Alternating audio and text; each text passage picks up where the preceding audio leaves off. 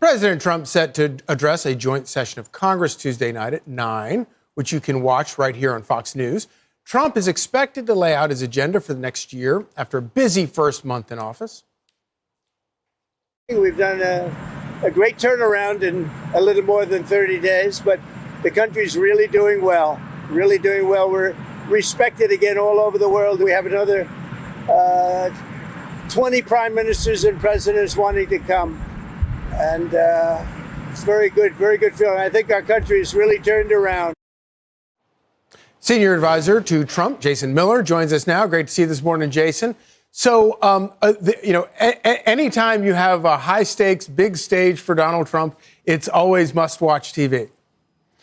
Absolutely. And typically these are State of the Union speeches. But in the first year that a president's in office, they have a joint session of Congress. But I think this is more important than ever because not only of what we've seen President Trump do in this first month in office, historic, by the way. You talked about it earlier, the executive order, securing the border, getting rid of things such as DEI and men and women's sports, getting the framework put together for trade deals with countries like Japan and India. And I know she'll be on at the top of this next hour, but Tulsi Gabbard and the rest of this fantastic cabinet. But what comes next is so critical, and this is what you touched on, because the country is in a really bad place from where Joe Biden left it, even with all the fantastic accomplishments that, by the way, I think George Washington and all the rest of the presidents would envy, is what President Trump does to finish getting our country back on track. Number one, still, we have to tackle Bidenflation. Joe Biden left us in a really bad spot, but by getting energy prices down and then also making sure that we stop this wasteful spending,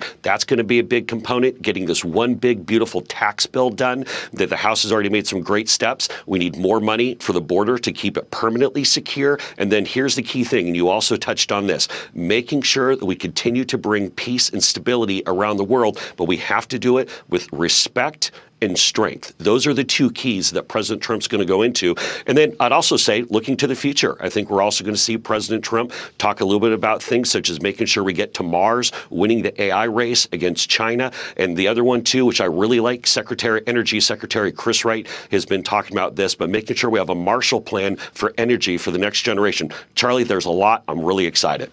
Yeah, so, and obviously, another thing that's kind of important here is that Republicans have both chambers of Congress, albeit by slim majorities, but there's still politics going on, and there's still winning the message, because obviously President Trump is going to have a stronger hand in 2 years if he can expand majorities in both chambers.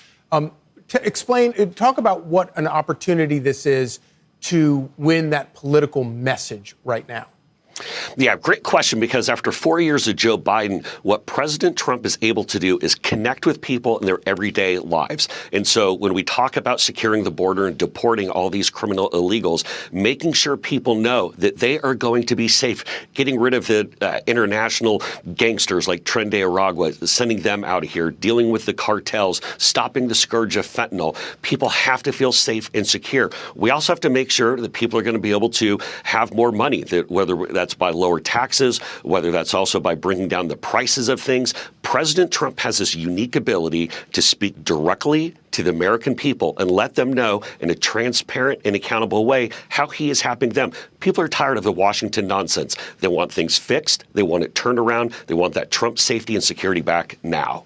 So we all remember one of President Trump's previous State of the Union addresses where Nancy Pelosi tore up the address and then did the alligator clap at him. What do you expect out of Democrats today? And does it make a difference whether they try to mount some ridiculous protest? This will be curious to see, because right now President Trump's polling numbers are the highest that they've ever been. And the reason being is his policies are so popular. Guess what, Democrats? Nobody wants higher taxes. Nobody wants men and women's sports. Nobody wants DEI.